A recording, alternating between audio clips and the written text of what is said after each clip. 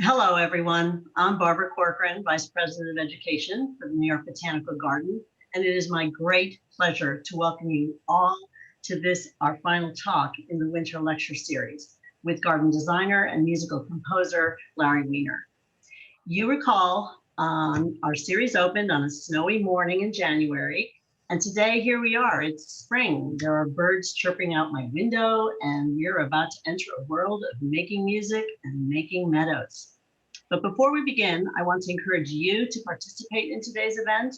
Our education manager, Jason Griffith, is facilitating things behind the scenes. If you want to make a comment during the presentation, use the chat button. But if you'd like to ask Larry a question directly, please use the Q&A feature. And if you see an interesting question in the Q&A, you can like it. So liked questions flip to the top of the list and will be asked first. Now, with us today to introduce Larry is someone who's known him for years, the garden's Vice President for Horticulture and Living Collections, Todd Forrest. Todd is the person responsible for keeping the garden glorious. And after this long pandemic year, as I have heard him say more than once, this spring will be the most beautiful one we've ever witnessed. So do come visit us in the Bronx. And don't forget Kusama Cosmic Nature opens in just 2 weeks. And now, please welcome Todd Forrest. Thank you, Barbara, and good morning, everybody. As Barbara said, I'm Todd Forrest, Arthur Ross Vice President for Horticulture and Living Collections here at NYBG, and it's my honor to introduce the third and final speaker in New York's NYBG's 21st Annual Winter Lecture Series. Larry Weiner is one of the most influential thinkers and practitioners in contemporary American landscape architecture and design. Since founding Larry Weiner Landscape Associates in 1982, Larry has put into practice the principle that our designed landscapes can and should reflect and support local ecological processes. He rejected the idea that our gardens are separate from nature and embraced an approach to design informed by good horticulture, good science, and close and careful observation of natural environments. In 1990, Larry founded the New Directions in the American Landscape, a conference and workshop series that brings together the best minds in environmentally responsible landscape design. He was truly ahead of his time then and remains among the most respected voices in our field today. Larry has received numerous awards for his work and for his outreach and advocacy. The book he wrote with Tom Christopher, Garden Revolution: How Our Landscapes Can Be a Source of Environmental Change, received the 2017 Book Award from the American Horticultural Society. The AHS apparently really likes Larry. We just learned that they gave him the 2021 Landscape Design Award, which is given to an individual whose work had demonstrated and promoted the value of sound horticulture practices in the field of landscape architecture. It turns out that Larry's creativity is not limited to just things horticultural. He is a composer who believes that understanding the principles and techniques of music composition can help designers create landscapes that evoke powerfully direct emotional responses, reveal themselves gracefully over time in the seasons, and incorporate elements of improvisation. I am fascinated to learn more about that today, as I am sure you are. If you have any questions, as Barbara said, please ask them using the Q&A module down at the bottom of your screen. At the end of today's lecture, we will choose a handful of questions for Larry to answer. So finally, it's my pleasure to welcome Larry Weiner. Larry? Hello, everybody. I'm about to get through the scariest part of this lecture, making sure all of my little controls are correct. And the last thing I gotta do is get rid of the hiding the floating control so you don't see a gray bar in the middle of my screen, which hopefully everything is clear now. So thank you very much, Todd, for that very gracious introduction. Thank you, Barbara and Jason, for the work you put into in this whole series and all the educational programs at NYBG, and for inviting me to do this. And thank you all for being here. This is a subject that's dear to my heart, and I'd love to present. Been a little while since I've done it, and I completely revamped it for New York Botanic Garden because I really wanted to make sure it was up to date and most current thinking, both landscape and music wise. So I'm going to jump right into it. And Okay, so the title of this lecture is Harmony, Rhythm, and Time. And what we're talking about is the relationship between music composition and garden design. This isn't going to be a lecture of pretty landscape images floating around with music to accompany it. This is going to be much more specific than that. As Todd mentioned, I am obviously a landscape designer, and I'm also a music composer. However, I've been designing landscapes since I was 20, and I have started composing music, although I've listened intently to music of all kinds since I was very young. I did not start composing music till well into my 40s, and I'm in my 60s now. So it's been nowhere near as long a time. And what was very interesting is when I first started getting serious about writing music, I had no training. I still really have no formal training in musical theory or composition, writing by ear. But I found it to be kind of easy to get to an initial level. And I realized that the many years I've been practicing landscape design and the principles I use in landscape design were very similar to techniques you use in garden design. And I felt like having designed landscapes for so many years gave me a big jump start in terms of being an effective composer. And the first thing I want to get into here is which I think the biggest indicator of the relationship between garden design and music composition. And many might think if you answered quickly, what's the closest fine art that you can name to landscape design? A lot of people would say landscape painting, because obviously the subject is the same and there's plants involved and gardens involved and nature involved. However, I feel that landscape design is much closer akin to musical composition. And what's on the screen right there is the biggest reason. A landscape painting is static.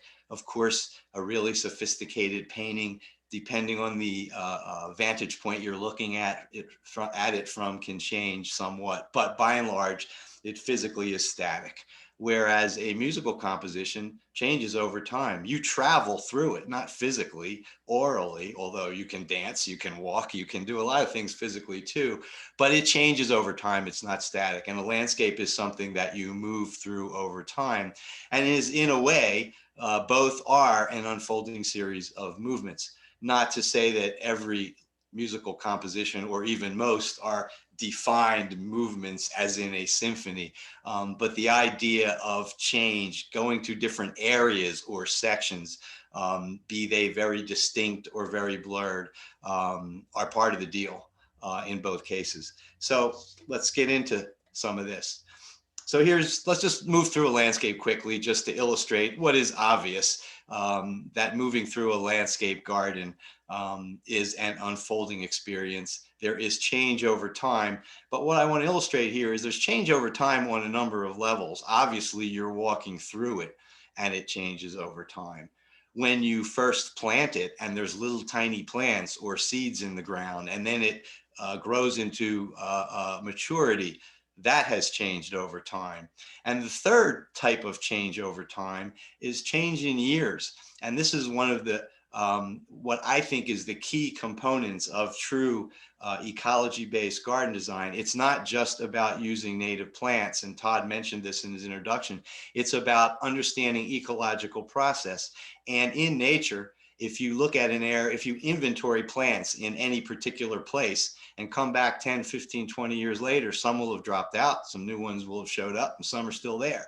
Meaning, unlike a garden where generally the idea is design it, which means select the plants, arrange the plants, weed everything in between. The plants get bigger, the landscape gets better, but the composition is intended to remain the same. It's not the way it is in nature. So that's change over time too. Early stage, short-lived species dropping out and giving way to longer-lived, slower-growing species, whether it's within the meadow slice of change or whether it's from a meadow moving into a shrub thicket, moving into a forest. The idea of compositional change is another thing that changes over time. So let's just quickly walk through this landscape and just get that feel. of being in a landscape. So we're at the front entrance of a cottage in Northwest Connecticut, in Lakeville, Connecticut. And now we're going to take a little trip up the path, and everything you see pretty much was newly planted. There was an old smoke tree, purple smoke tree off in the distance that was part of the garden when we got there. Is it a native plant? No. Is it a beautiful plant? Yes. Is it invasive and disrupts natural landscapes? No. So there's absolutely nothing wrong with it. And this path is actually leading to it. Everything else you see is native. And now the path winds around, passes that, and comes out into a little more sun, more of a woodland edge landscape. And you see Monarda didyma or bee balm and downy skullcap scutellaria in the foreground. Landscape is changing. And now you come out into the sun and you're looking at the edge of a meadow planting where it meets a pasture grass ground layer composition underneath this little orchard. And you can see that the major component of that composition is the contrast between the broadleaf meadow plants and the fine textured pasture grass in the center. And as you pass through that area, things are happening that were not planned, that were not planted, and that enter the system over time. Those butter and eggs were not planted. They're a common wildflower that shows up in cool season European pasture grass pastures, and it showed up in ours, and it's a welcome change and a surprise. Then as you continue, another remnant from the original garden is that weeping cherry, but it was a very effective transition or gateway into another movement in the landscape, which is moving out into the open sun, where we have a woodland edge composition, which is composed of almost exclusively edible plants. So it is an edible garden, not a vegetable garden in rows, but a native composition with exceptions. In the bottom left is rhubarb. The plant in the center is a elderberry. There's a pawpaw, the rhubarb in front. There's the fruit of the pawpaw.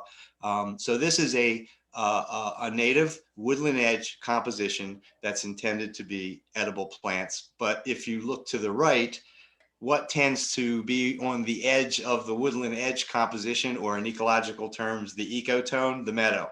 So as you look to the right, there's a small patch of a meadow. It probably looks bigger in the picture even than it actually is. It's a very small patch. Later in the year, the goldenrods and other late plant things take over, and the insects the pollinators are there all year. Now, as you pass out of the meadow, there's another transition into the next movement, so to speak, and you have two, again, existing old-fashioned shrubs that were pruned in this case to create a feeling of a gateway into the next area, which is coming back into the meadow, approaching the house. There's another old plant that's a Rosa Sharon. Interestingly, this is one of my favorite pictures. My brother took this. You notice the credit photo, Mark Wiener. This is really an interesting picture. I never think of Rose of Sharon as having anything much to say for it. It's one of these old-fashioned shrubs that looks nice when it's blooming, but it's a rough and tumble sticky thing. But Mark took really good advantage of it. And there's really contrast there between the hard stems and the softness of the meadow that you're looking at beyond. Now you're getting first view back at the house across that composition.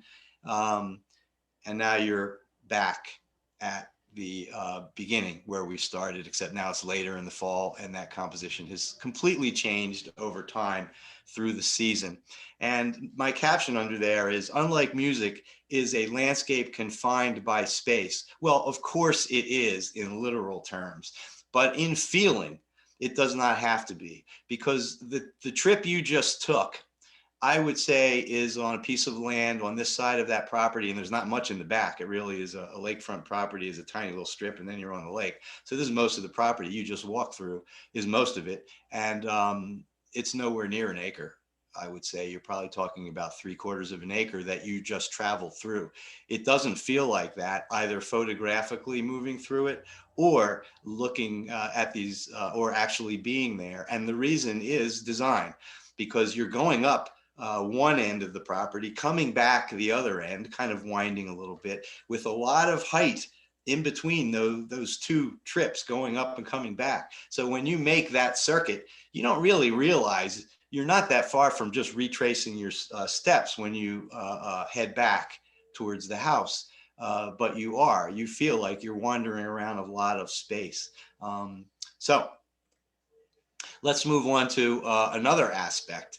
And I'm saying here, harmony, which is obviously a musical term, is equivalent in certain respects to textural qualities of the vegetation in a landscape. So let's look at that. And this is something, I gotta say, people think of meadows, which I'm, by far it's not all I do, but people think of me in that way. And a lot of people think of meadows as a lot of flowers, and there are a lot of flowers in meadows. But long before I'm thinking about what's going to bloom when and what they look like together, I'm thinking about textural qualities of the vegetation. Flowers come and go, week here, week there, and not dissing them by any means. But textural quality of a particular composition is something that is likely to remain throughout the season, be a constant, and being something that I really consider to be one of the really primary decisions I'm making in any composition.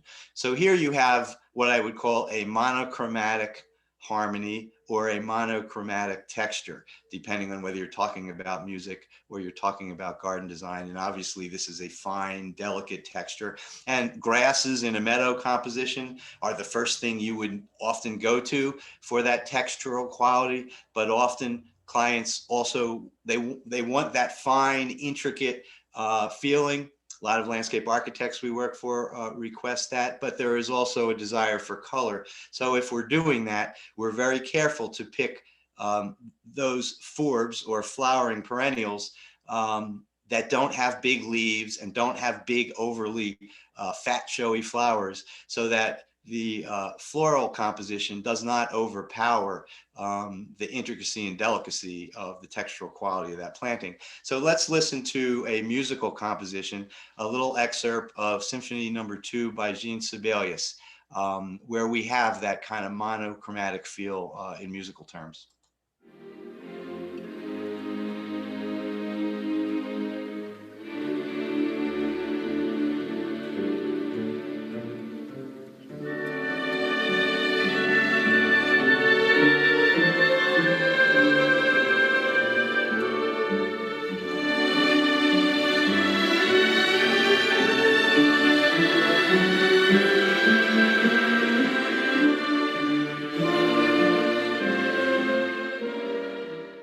I think you can recognize how that felt. And let's look at rhythm and spacing. And, one of the things that goes on here, and I apologize, that image that I showed you in the walk through that property where there was bold, large leafed plants contrasting with the orchard grass, not technically orchard grass by name, but the grass that was in the orchard, was intended to follow this to show the idea of contrasting two different textures. I grabbed it and put it in the other place and forgot to replace it with something else. So another idea here, one of the classic things we're doing is this a heavy textured composition? Is this a light, airy texture composition like you're seeing here? Or am I using the contrast between the two, as I did in that earlier picture, as an important element of the landscape that carries through almost at all times, not just when something is blooming? So the third element in the title here, harmony, rhythm, and time, is rhythm. And I think the equivalent of that in garden design would be spacing. So let's look at that. First, let's listen to a piece of music. You're going to hear two excerpts. The first one, Cantaloupe Island by Herbie Hancock, and the second, What Goes Around Comes Around by a great bassist, jazz bassist, Dave Holland.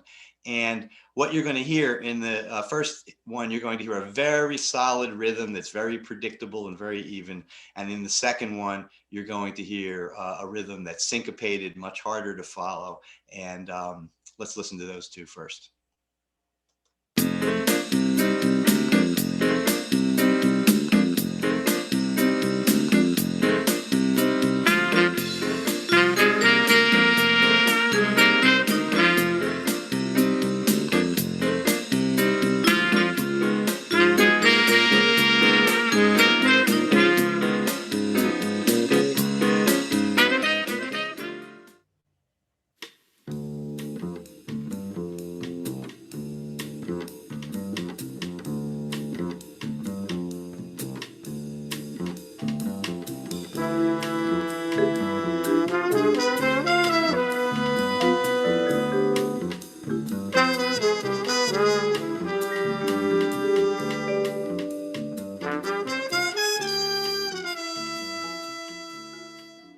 I think you could hear the difference rhythmically. Certainly the drums were much more recognizable rhythm in the first piece. And I want to look at the pathway in this particular garden.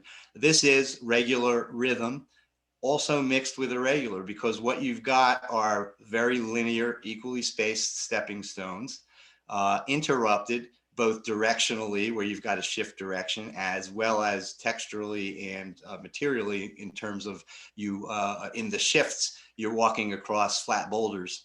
And regular rhythm, as in this case, would be that the length of space for those rectilinear stepping stones are equal. In other words, if it's a 20-foot walk and then you shift on the boulders, then it's another 20-foot walk. I'm not saying it is, I don't recall, but and then you encounter another set of boulders, and then another 20 feet, there's another set of boulders. And irregular spacing would have been to have the length of time that you spend on each of those linear paths different and alternate. Or another aspect would be the relationship between syncopation, which is the boulders that are not so regular and predictable, maybe the majority of it with smaller sections of regular spacing or regular rhythm. And these are some of the basic elements of garden design that we're thinking about, often along with the very beginnings of developing a landscape. And a lot of these concepts that I'm going to talk about today are some of the initial thoughts you have in formulating a particular landscape approach.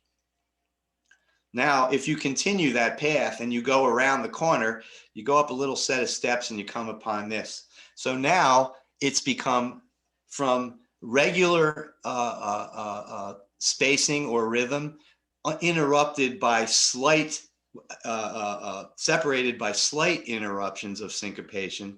Now the syncopation has completely taken over. And while the stones are of the same character, they are the dominant feature or the only feature in terms of the stones. And so there's a relationship between what you traversed prior to getting here, but the feeling of being in it is completely different. And a lot of that is what goes on in music composition, this idea of different movements or different sections of a piece may have very different character, but they also may have elements that refer back to something you have heard before. And maybe before it was a minor element, now it's a major element, or vice versa.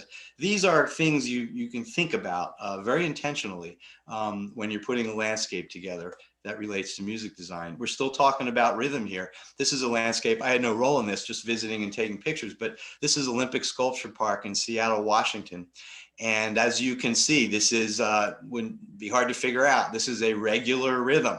These are trees, birch trees planted in a row, evenly spaced apart.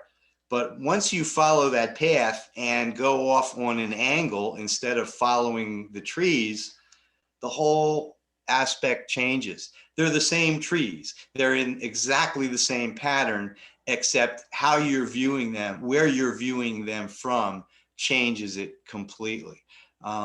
So this is, again, an example of rhythmic pattern, how you use it, how you can mix it with traveling through a landscape. So a lot of this is particularly, I think, relative or has particular relevance to natural landscape design. Not just that you're using native plants, but that you're trying to capture some of the elements of nature and some elements in differing degrees, depending on what you're doing, of wildness. And wildness is a term that can be applicable to music or landscape. Obviously, wild landscapes are ones that we think of as more naturalistic, and they can be wild and overgrown or wild and beautifully balanced. We have both of those, both in the real world and in the natural world and in the created landscape world. But in music, there's avant-garde music, contemporary music that would be considered wild. At least in this day and age, it'll probably be the normal stuff 50 years from now, as well as what we consider to be much more consonant or predictable music like Beethoven and Mozart and all of that. And one of the things that I think is very important about this concept of music and garden design is there are techniques that a composer uses that is composing contemporary music, but is trying to make it intelligible to the listener. So let's look at some techniques to kind of ameliorate wildness or make wildness legible to the person who is in that landscape. So one element is repetition within the wildness. And so first we'll listen to a little excerpt of a string quartet by Maurice Ravel. And what I want you to listen to here is there's a very distinct melody that occurs in between strings that are kind of meandering and don't really have much of a melodic aspect that you can hang your hat on too easy. But then that melody shows up again. So let's listen to String Quartet by Maurice Ravel.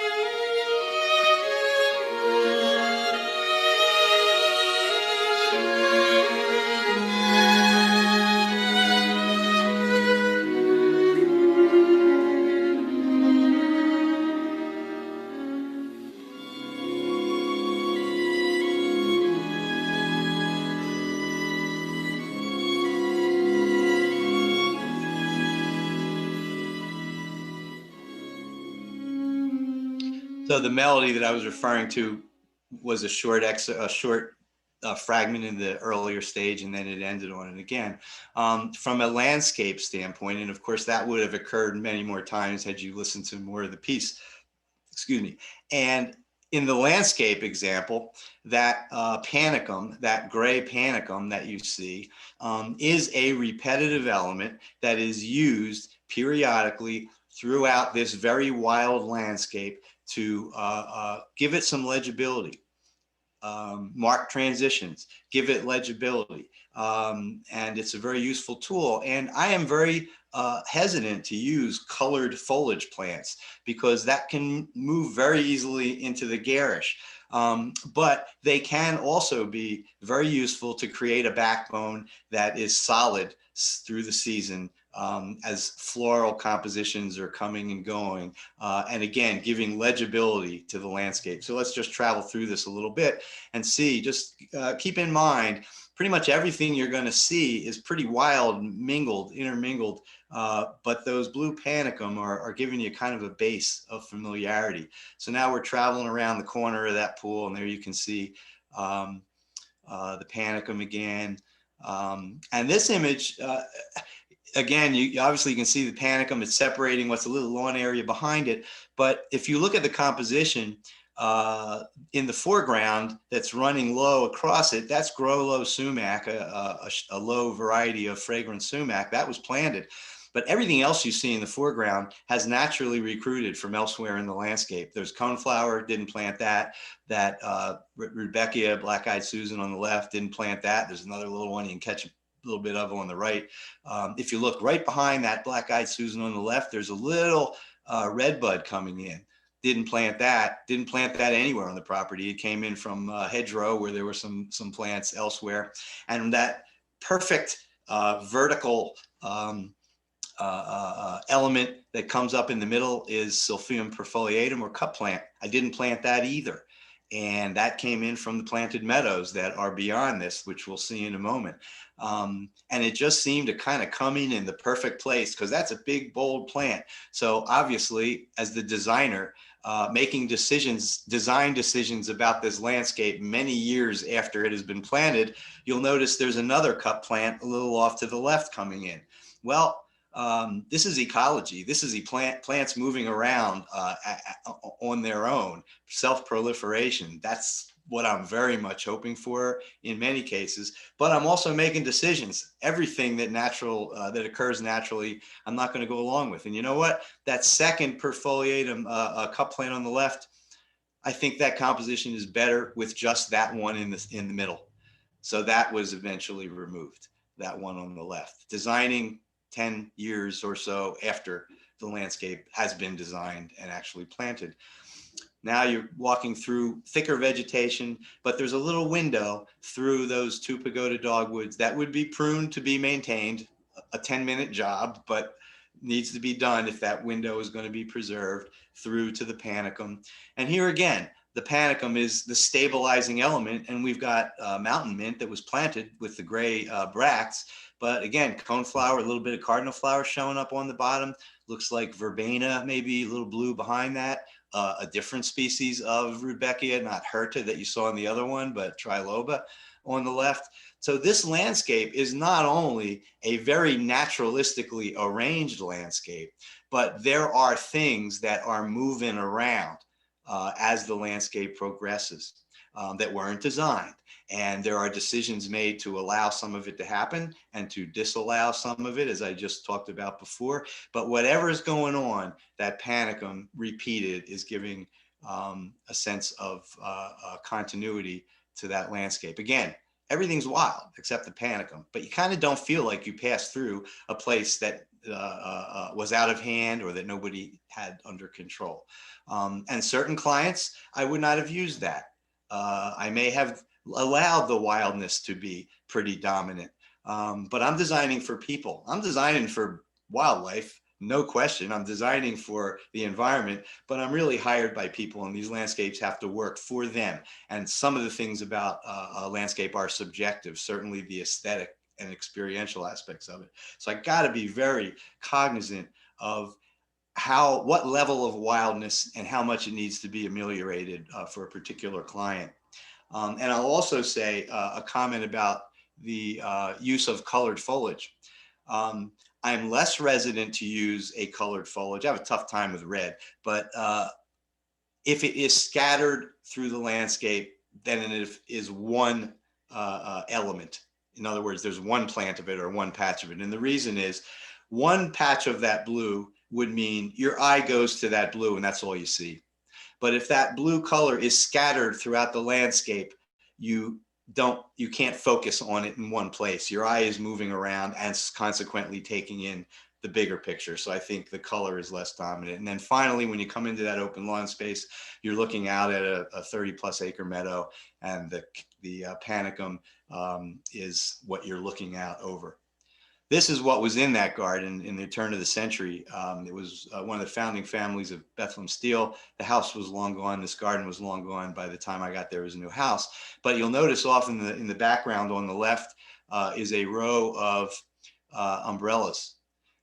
This was Bethlehem Steel. They were beautiful, artful umbrellas. We didn't know they existed until we were out on the site anymore. We saw them in the pictures, but we found them deteriorating, laying on their side in the woods. So we restored them, and that's the meadow now. And there's the umbrella. It no longer has a vine on it because it's a beautiful sculpture. It's really pretty intricate. It's a beautiful thing. We'll see a close up in a minute. And I didn't want to be a hump of leaves sticking up out of the meadow. I wanted to see that.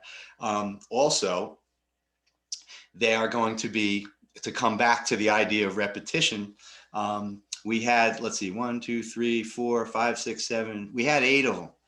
And I'm going to use them as a repetitive element as you travel through the landscape, but this time connecting the more designed native gardens up at the house with the wild meadows out beyond.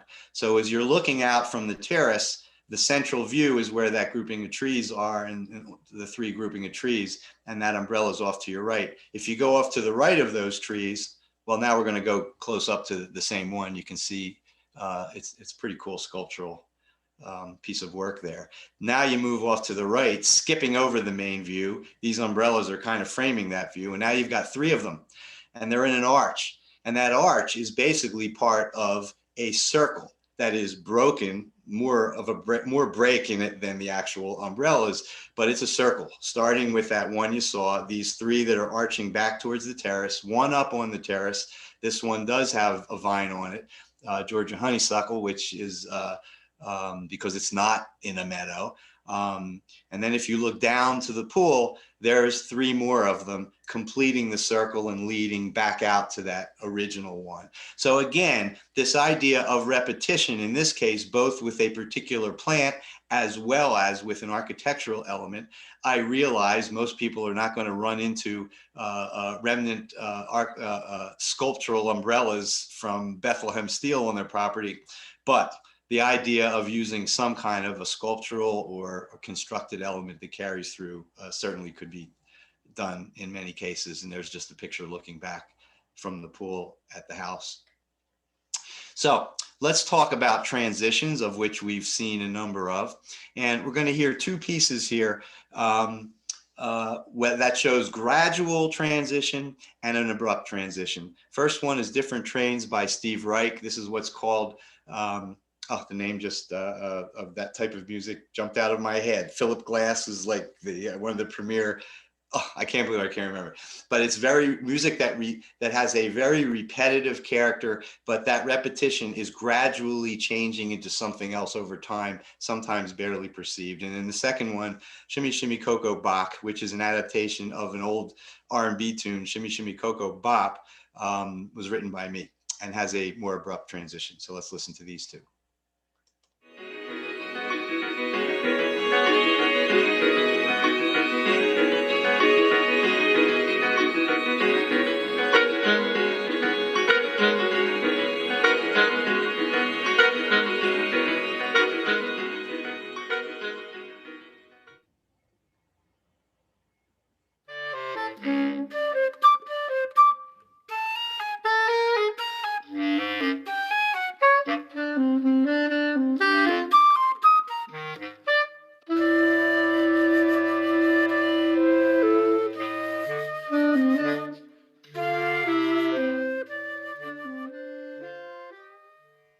So I think you could hear in the second piece, the character changed really on a dime. So here's an example photographically of a meadow planting where you can see very gradual gradations in the vegetation. And the reason it's that gradual is that field had very subtle folds, which all ran in the same direction, meaning in the between the high areas was a little more moisture and up on the higher was a little drier, but it was nothing dramatic. It was very subtle. And so consequently, the reflection of those with the different plants were intended to be subtle. Here's another meadow where you also have transition, but it's very dramatic. And in this case, the dramatic transition also comes from the topography of the site or the ecological conditions, because in the center, there is one very significant drainage swale that runs through, not created, but that comes out of the forest and back into the forest at the other end. And the rest is very much more upland. And so you see the native grasses happening on both sides and a very heavy broadleaf composition of more wet adapted species running through the center. So how we're transitioning from the different movements in a landscape, let's say, is something also that we are thinking about quite a bit, whether it's gradual or abrupt.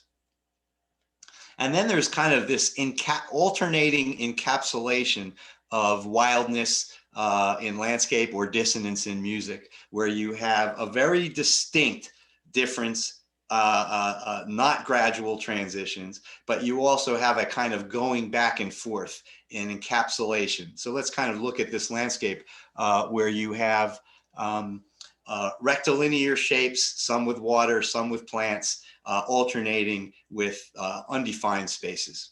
So here as you're approaching the house, that big Joe Pye weed is obscuring one of the rectilinear aspects. There's the what you see when you come around it, and there's a perfectly formal rectilinear pool and a bog garden encapsulated very much so in a structural element that's very clearly formal.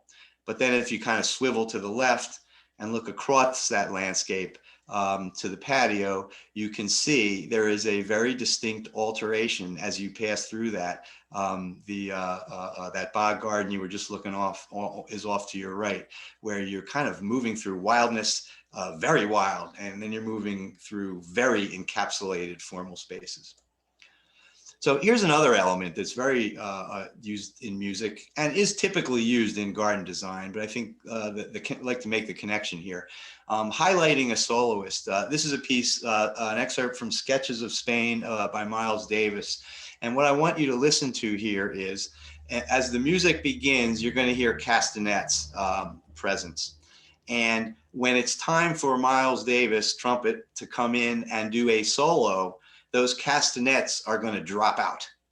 But another interesting thing to listen to is the castanets don't drop out completely and then Miles Davis starts playing completely. Let's also talk about transition, because the castanets, at the point that Miles Davis starts to play the trumpet, the castanets are still lingering a little bit, and then they're gone, and then he plays his solo. So that's a gradual transition. So let's listen to it.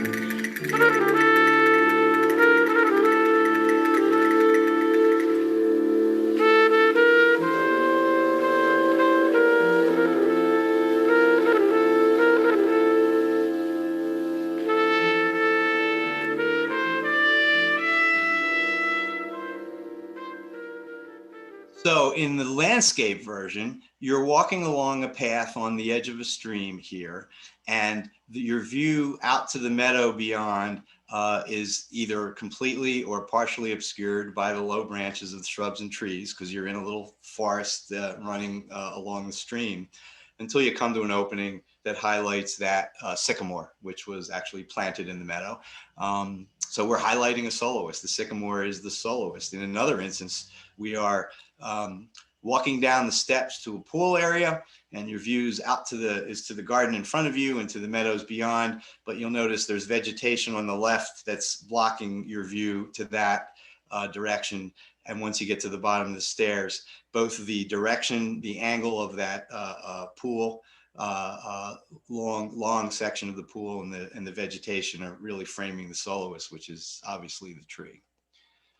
Transcription. In music, transcription is basically taking a piece of music and transcribing it exactly in notation. In landscape, we'll see an example of that too. But let's first listen to transcription. This is a piece called Cerulean Skies by Maria Schneider, a wonderful jazz composer. I don't know what you call her, because her music could be jazz, could be classical, multiple genres, which I have a lot of respect for that kind of approach. But what you're going to hear is she's going to transcribe bird calls into this piece of music. And so let's listen to that.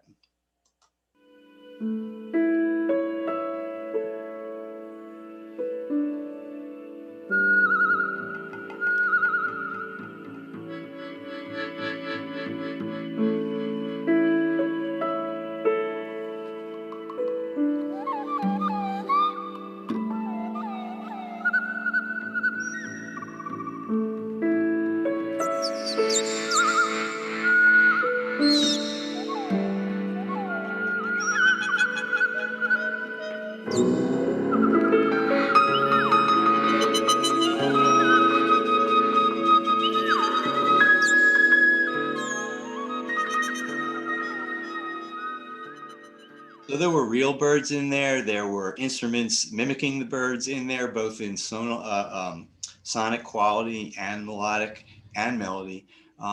So let's look at transcription in the landscape. This is a naturally occurring landscape on the outskirts of the properties of Connecticut College. And what we're doing here is literally taking that arrangement of a particular spot and transcribing it in miniature onto the main campus. And so the arrangement here, you can see there's a patch of red cedars on the left. There's kind of one freestanding off to the right. And then there's broadleaf vegetation across the back. And in the foreground is Little Blue Stem. So here's the landscape in front of one of the buildings at Connecticut College. And you can see there's a patch of red cedars on the left. There's one freestanding. The mountain laurel in the background were existing. They were there, and they're serving the function of that deciduous broadleaf growth. Of course, mountain laurel is not deciduous, but it's broadleaf that you saw in the background. And then, of course, Little Blue Stem in the foreground. And oddly, those laurels were there, and it was all just mowed turf, and they looked terrible. Everybody was deciding, for years, that should we get rid of them? They never seem to be able to bring them back. In that context, they actually, I think, look pretty good. And maybe you can use a little more foliage up high, but the stickiness actually works with that landscape, and perfectly lush shrubs to the ground actually would look out of character.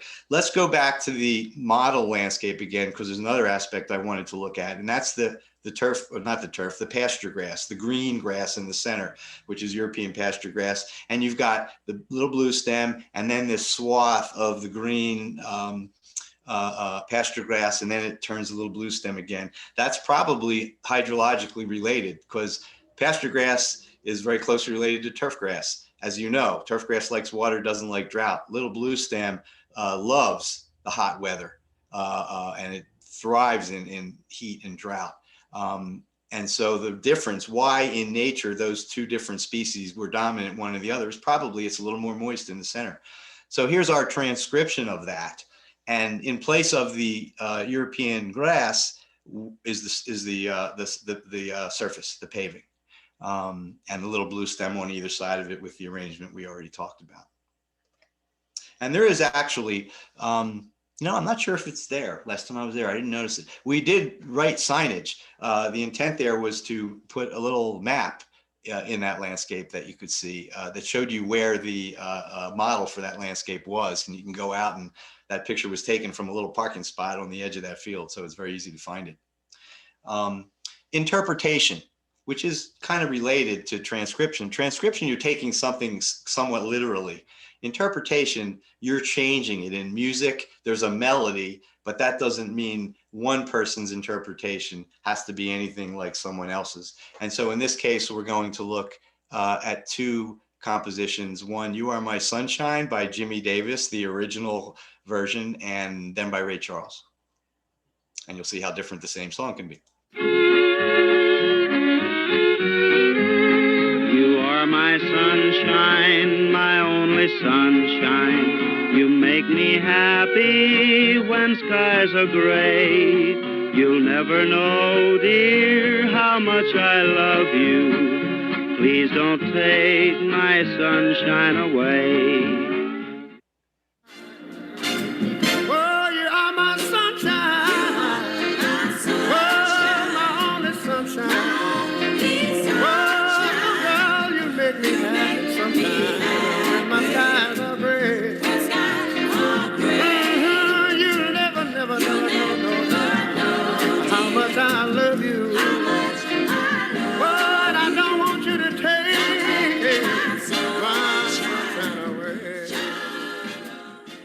Same song. It wouldn't surprise me that if there are not two people on earth that own a record of both of those interpretations. So let's look at it in the landscape. Now we're talking about the plants as the melody and how they can be used in different interpretations. So this may look like, a wild little meadow composition with spiderwort and wild blue indigo, and in the background, that's high bush blueberry, but it actually isn't. It's actually the Baptisia are formal hedgerows with a border along each of Baptisia with a border of the spiderwort, the wild blue indigo with a border of the spiderwort. And on each corner in a formal fashion is a big blue stem. And then in the background is a hedgerow of high bush blueberry. So here it is in the fall. There's high bush. Oh, this is another wild composition, but actually it isn't. It's that. A formal pathway with a formal hedge of blueberry on the right and a formal hedgerow of baptisia on the left, interrupted on the corners by big blue stem. But if you walk right up in between the blueberry and the big blue stem and look to your left, there's one little encapsulated piece of wildness in the formality, because that one blueberry was placed out of the hedgerow and in amongst the tall grass. And that plant would be the feature of that area in the spring, because the grass doesn't grow till it gets hot, and the rest of the year it's buried in this little encapsulated wildness. And if you look at that landscape garden from anywhere on the property, it looks like a wild composition, unless you're in it. So here's where we kind of go off the map as we're winding down here. Indeterminacy and improvisation.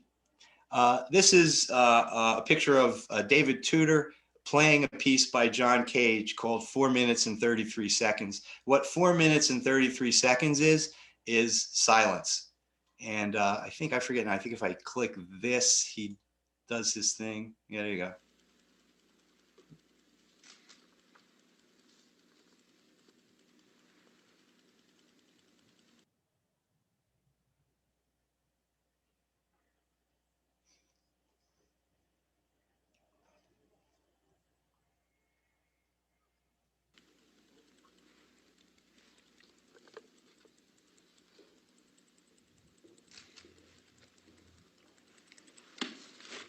He's done.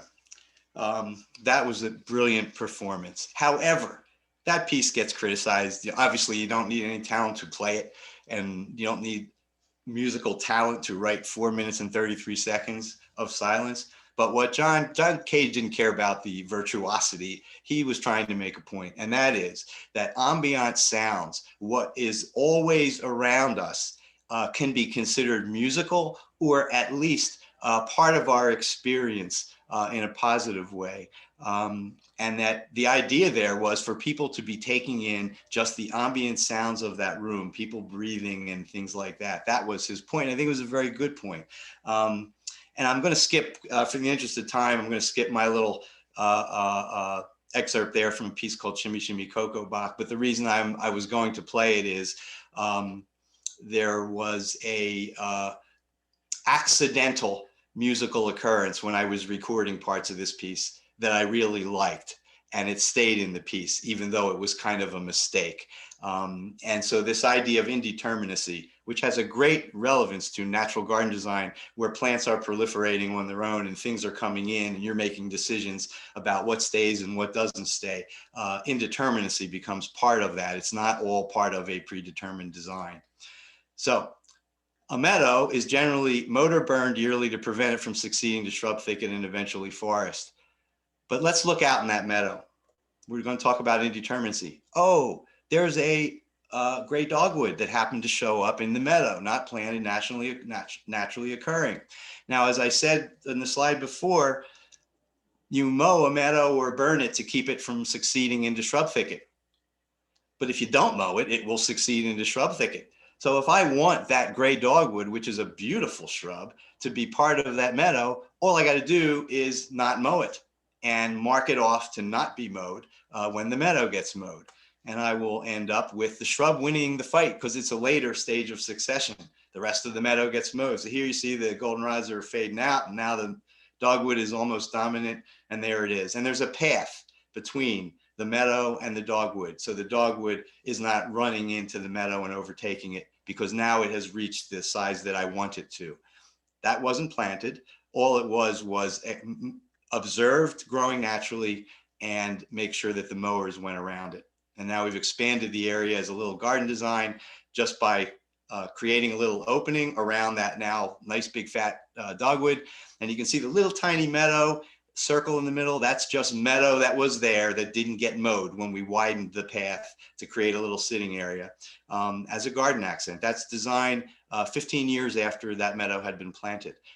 That's a design garden by removal or by withholding mowing. And if you walk up to that little area and you look out, you can see across the larger meadow. Here it is closer to the house in the winter or the fall. And if you look up close there on the right is a little sumac, another native shrub. Think about what that could be if I do the same thing that we did with the gray dogwood, and think of how a big, bold red mass would look in the fall with all of that black and yellow and white that's going on through there. And all you got to do is don't mow it and understand the process of succession, meaning a shrub will usually beat herbaceous plants. So nearing the end here, let's talk about my backyard. And that slope originally included Lobelia cardinalis, cardinal flower, but as you could predict with that plant, it's short-lived and it got outcompeted by the other more aggressive plants, including the golden groundsel that you see there. Years later, one little seedling popped up by my little pond below that slope. And I thought, oh, geez, the cardinal flower got competed out years ago. Let's get it back again. So I took that stalk, dropped it on a little gap in the lower garden near the house below that slope. Got cardinal flower coming up. And from that, I ended up with this, just moving around a few seeds. There is not one cardinal flower in there that I planted. All I did there was move a seed stalk and then move maybe 3 or 4 other seed stalks from that plant that resulted from around that tree. There you can see a bench that the cardinal flower is highlighting. I didn't plant any of that, but I removed the cardinal flower in the center that had come up to create that window. And this is what I would call a improvisational response to a negative occurrence. That bench is beautiful with lichens and mosses. And I just got it off of a project that the client didn't want it anymore. So I took it home, figured I'd restore it, never did a darn thing with it. And it started to get all these lichens and moss and became so deteriorated that you couldn't sit on it anymore. But the gentleman that I would have had restore the iron work said, I can't do it. It's too delicate now. This wood, you can't sit on it. I can't work on it. So it became a sculpture and no longer a bench. And we now have pots in front of it, so no one sits on it. But it's one of my most beloved features of the landscape. So it's a positive from a negative, basically. And I'll show a quick clip here of a positive to a negative. This is a piece of a recording called Clarity in a Fog that I wrote. And the bassist was bowing this part, and I felt like it was too wavy. He kind of wasn't, the notes were, it sounded like it was a drunk bass player. He's a great bass player, but somehow this bowing didn't work. So my response to that, the session's over, the musicians are home, was to go with the drunk aspect and add percussion over the top of it that made it feel like that was what was intentional. So let's listen to that.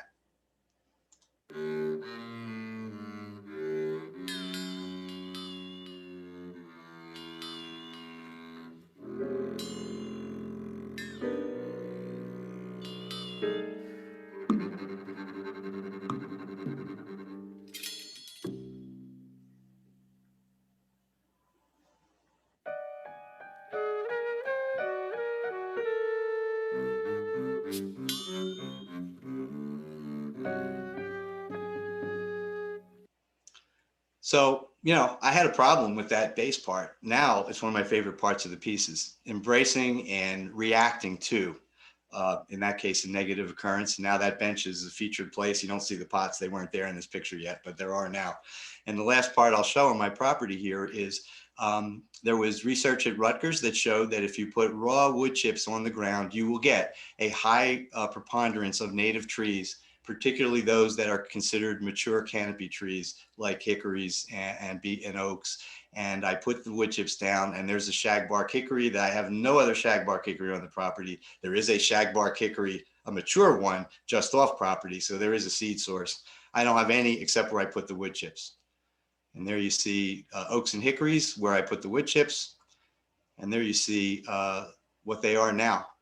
That is the result of putting down wood chips. And the reason I put down wood chips is I was in touch with research in the ecological sciences that gave me an ecological process that I could affect, and I took advantage of that. And then what I did was, this is interesting, that's an oak. The trees that you just saw were on either side of that slope. And straight through that arbor or arch is a, not an arch, is a an oak tree. And I didn't plant the oak tree. And it's right in the central axis from my terrace looking up those steps.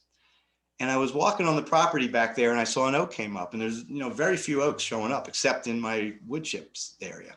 One other oak besides that. And I thought, oh, what's going on here? That's incredible. It's right in the perfect axis. How could that be? And then I remembered that a number of years back, I had taken a little handful of wood chips and dropped it right there with the intent of, oh, maybe I'll get a oak or a hickory right in the central axis of the view up my steps. And I did. I forgot about it until I remembered when I saw the tree. And so I put that arbor there to highlight it.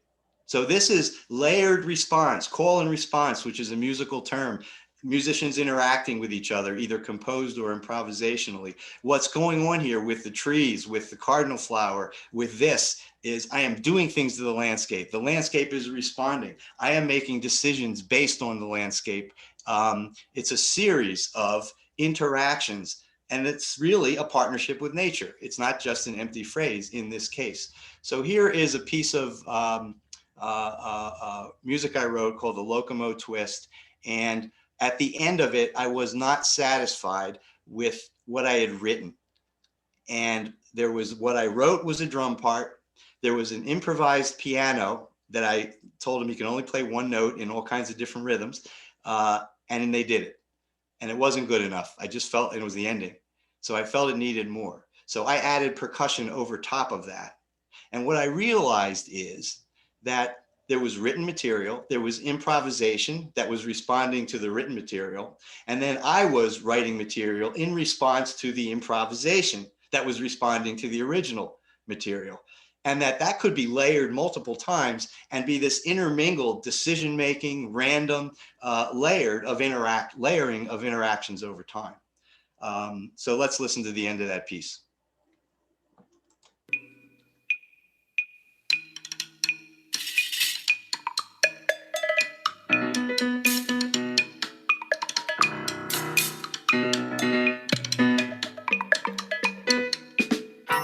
Well, that odd little percussion got added at the end. Personal expression, setting the stage. I'm going to kind of move through this very quickly. This is the last part of it. The idea that music is personal, expresses personal feelings is an obvious thing, and landscapes can do that also. This is Clark and Prue Montgomery. This is their property, and I'll just kind of go through it. This is a reaction to a random event. That tree fell down while we were constructing the project. We cut out a section that was particularly sculptural and planted it in the garden. And different people have different ways to express their personal inclinations. And this kind of a landscape encourages that. In Clark's case, this is the Halloween party that he has every year. When the Montgomery sold the property and new owners bought it, this was what they put in front of it. And Clark said to me at one point, I never would have done that party if this landscape wasn't here, if it was just a big open space like it used to be. And if a stick falls into that, Rob Cardillo thinks it's worth taking a picture of, and it is. If that stick fell into a mowed lawn, I don't think anybody would be taking pictures of it. It's a random event, but we have set the stage for random events to be more experientially effective than if it wasn't that way. So remembrance, I won't play the clip here because I want to just end on a very short little video clip of a piece. But this idea of, there was a ledge I visited many times in Massachusetts. It was my little place. And I have recreated that ledge experientially many times, including in this landscape, including my own backyard. And so I'm going to end with a short video here, and I'll explain it. This is a video of all pictures of my property. The picture on the left is the parent hickory tree that the hickories and the wood chips came from. And on the right is a little tiny seedling, that hickory tree when it first got started, which happened to have a little columbine growing next to it. And what I want to show with this video, it's 5 minutes. What I want to show with this video is the idea of personal connection, including relationships with people, relatives, going far back or more immediate.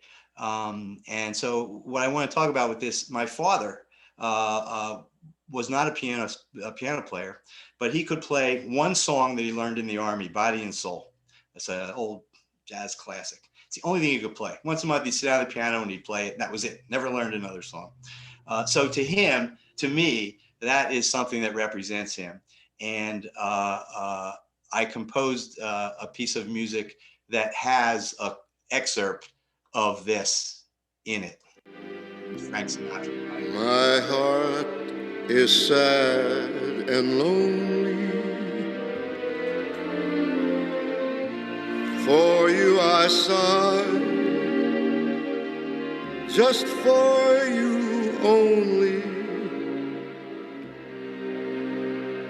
Why haven't you seen it? So in the piano composition, here's the quote.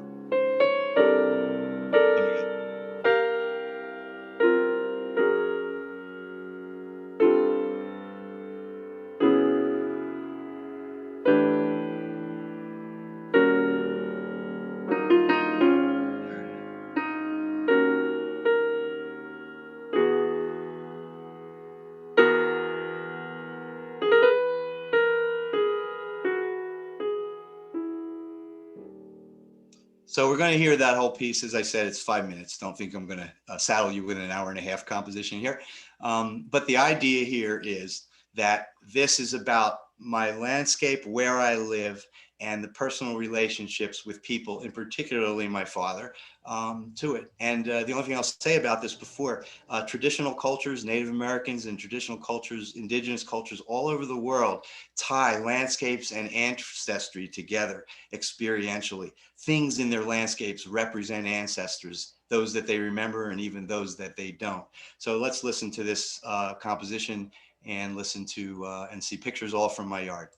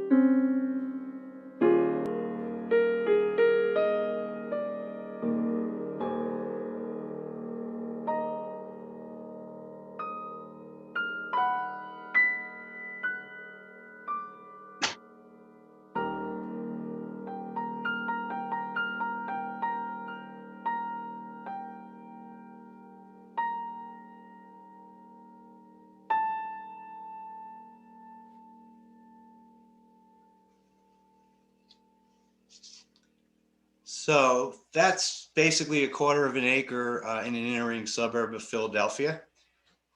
Hang on a minute, I seem to have lost my thing there. Actually, Todd's going to come on now anyway and deal with questions if we have time. I apologize for running over time. But quarter of an acre in Philadelphia, that's the experience you can have, the experience that I have. So I would encourage you to kind of think along these lines and you'll get a lot out of it. Thank you, Todd. Great, thank you, Larry. That was amazing. A lot to sort of consider, and you've got lots and lots of questions. Unfortunately, we don't have a ton of time. So one of the questions that was repeated a few times was, will people have the chance to watch this again? And we do have a lecture library. We do upload these lectures to our lecture library. It takes a little while, so it won't be next week or even next month. But trust us, the videos of Larry's amazing talk will be available in the future to people. So just to hit the top two questions, I think it's all we have time for. There's this, still, you can have a beautiful presentation about music and gardens, and the first question is about deer and ticks, actually specifically. So how do you manage ticks in your green life is the question. Well, deer and ticks. First of all, ticks are obviously in the woods, in a meadow, in any kind of vegetation.